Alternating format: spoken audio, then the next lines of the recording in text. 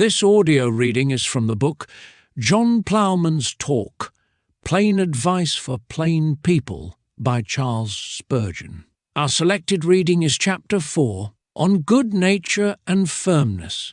Do not be all sugar, or the world will suck you down, but do not be all vinegar, or the world will spit you out.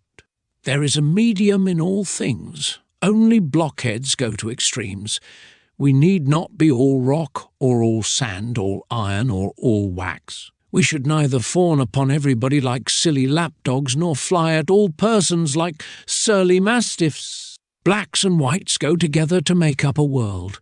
Hence, on the point of temper, we have all sorts of people to deal with. Some are as easy as an old shoe, but they are hardly ever worth more than the other one of the pair. Others take fire as fast as tinder at the smallest offence, and are as dangerous as gunpowder. To have a fellow going about the farm as cross with everybody as a bear with a sore head, with a temper as sour as spoiled milk, and as sharp as a razor, looking as surly as a butcher's dog, is a great nuisance. Yet there may be some good points about the man, so that he may be a man for all that. But poor soft Tommy, as green as grass and as ready to bend as a willow, is nobody's money and everybody's scorn. A man must have a backbone, or how is he to hold his head up? But that backbone must bend, or he will knock his brow against the beam. There is a time to do as others wish, and a time to refuse. If we make ourselves asses, then everybody will ride us. But if we would be respected, we must be our own masters and not let others saddle us as they think fit. If we try to please everybody, we shall be like a toad under a harrow and never have peace, and if we play lackey to all our neighbours, whether good or bad, we shall be thanked by no one. For we shall soon do as much harm as good. He that makes himself a sheep will find that the wolves are not all dead. He who lies on the ground must expect to be trodden on. He who makes himself a mouse the eats will eat. If you let your neighbours put the calf on your shoulder, they will soon clap on the cow. We are to please our neighbour for his good to edification, but this is quite another matter. There are old foxes about whose mouths are always watering for young geese, and if they can coax them to do just what they wish, they soon make their market out of them. What a jolly good fellow you will be called if you will make yourself a hack for your friends, and what a mess will they soon bring you into. Out of that mess you will have to get all alone, for your friends will be sure to say to you, "Goodbye, basket, I've carried all my apples," or they will give you their good wishes and nothing more. And you will find out that fair words won't feed a cat, nor butter your bread, nor fill your pocket. Those who make so very much of you either mean to cheat you, or else are in need of you. When they have sucked the orange, they will throw the peel away. Be wise, then, and look before you leap, lest a friend's advice should do you more mischief than an enemy's slander. The simple believeth every word, but the prudent man looketh well to his going. Go with your neighbour as far as good conscience will go with you, but part company where the shoe of conscience begins to pinch your foot. Begin with your friend as you mean to go on, and let him know very early that you are not a man made of putty, but one who has a judgment of his own and means to use it. Pull up the moment you find you are out of the road, and take the nearest way back at once. The way to avoid great faults is to beware of small ones. Therefore, pull up in time if you would not be dragged into the ditch by your friend. Better offend your acquaintance than lose your character and hazard your soul. Don't be ashamed to walk down Turn-Again Lane. Never mind being called a turncoat when you turn from bad courses. Better to turn in time than to burn in eternity. Do not be persuaded to ruin yourself. It is buying gold too dear to throw oneself away to please our company. Put your foot down where you mean to stand, and let no man move you from the right. Learn to say no, and it will be of more use to you than to be able to read Latin. A friend to everybody is often a friend to nobody, or else in his simplicity he robs his family to help strangers and becomes brother to a beggar. There is wisdom in generosity as in everything else, and some had need go to school to learn it. A kind-hearted soul may be very cruel to his own children, while he takes the bread out of their mouths to give to those who call him a generous fellow, but laugh at his folly. Very often he that lends his money loses both his gold and his friends, and he who is surety is never sure. Take John Ploughman's advice, and never be security for more than you are quite willing to lose.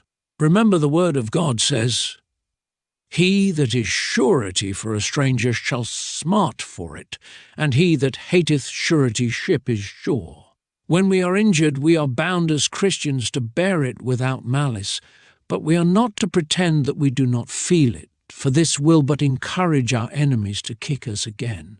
He who is cheated twice by the same man is half as bad as the rogue, and it is very much so in other injuries. Unless we claim our rights, we are ourselves to blame if we do not get them.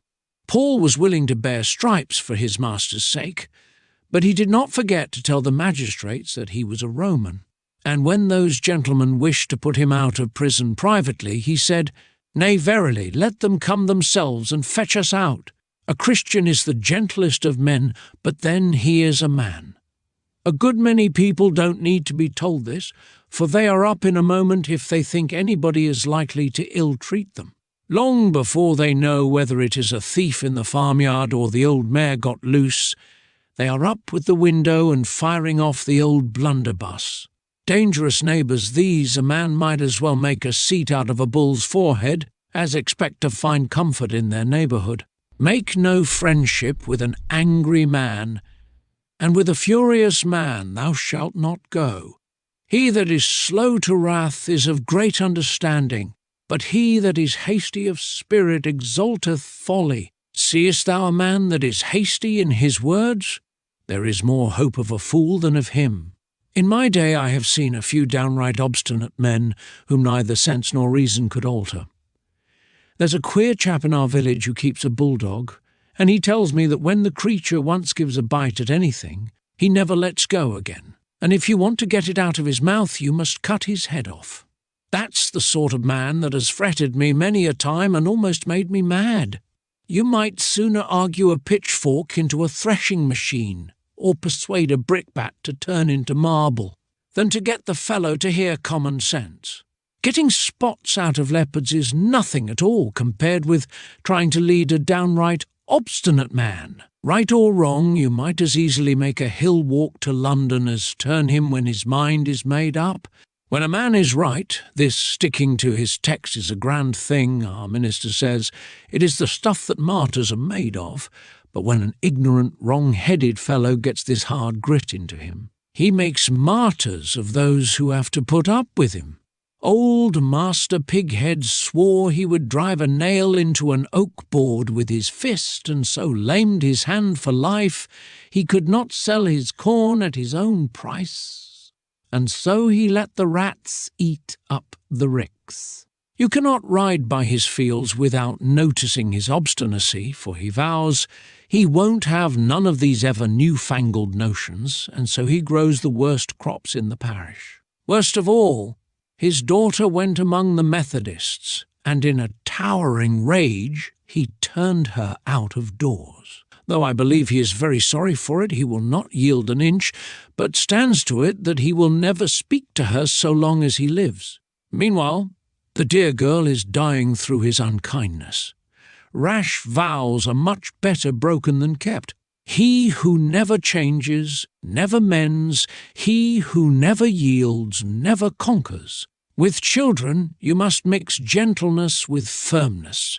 They must not always have their own way, but they must not always be thwarted. Give to a pig when it grunts, and to a child when it cries, and you will have a fine pig and a spoiled child. A man who is learning to play on a trumpet and a petted child are two very disagreeable companions, even as next-door neighbours. But unless we look well to it, our children will be a nuisance to others and a torment to ourselves. The rod and reproof give wisdom, but a child left to himself bringeth his mother to shame. If we never have headaches through rebuking our little children, we shall have plenty of heartaches when they grow up. Strict truthfulness must rule all our dealings with the young. Our yea must be yea, and our nay be nay, and that always. Never promise a child, and then fail to perform whether you promise him a bun or a beating. Be obeyed at all costs. Disobedient children are unhappy children for their own sakes. Make them mind you. If you yield up your authority once, you will hardly ever get it again, for he who says A must say B, and so on.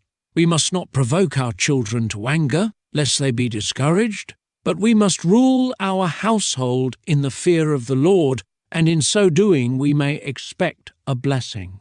Since John Ploughman has taken to writing, he has had a fine chance of showing his firmness and his gentleness too, for he has received bushels of advice for which he begs to present his compliments, as the squire's lady says. He does not mind either returning the advice or some of his own instead, by way of showing his gratitude. For he is sure it is very kind of so many people to tell him so many different ways in which he might make an idiot of himself. He means to glean as many good hints as he can from the acres of his friend's stubble, and while sticking to his own style because it suits his hand, he will touch himself up a bit if he can. Perhaps if the minister will lend him Cowper or Milton, he may even stick a sprig of poetry into his nosegay, and come out as fine as the flowers in May. This concludes Chapter 4. Thank you for listening.